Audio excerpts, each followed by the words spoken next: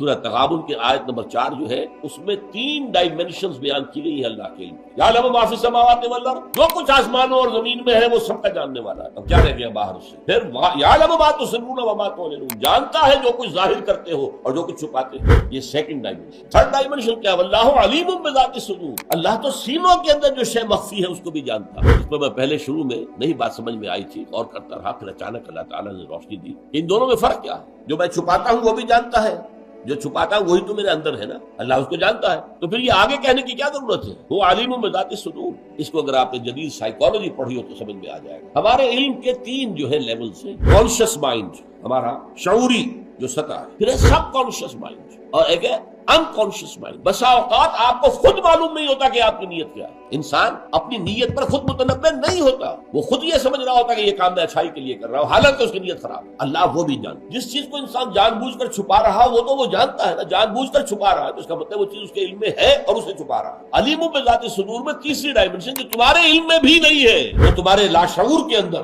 جو طوفان اٹھ رہے ہیں، جو نفس امارہ کی طرف سے طرح طرح کی جو ہے تمہارے لیے ٹیمپٹیشن آ رہی ہے، اللہ کے علم میں ہے، تمہیں ابھی ان کا شعور بھی نہیں ہے. تو یہاں فرمایا وَلَيَعْلَمَنَّ اللَّهُ الَّذِينَ صَدَقُوا وَلَيَعْلَمَنَّ الْكَاذِبِينَ.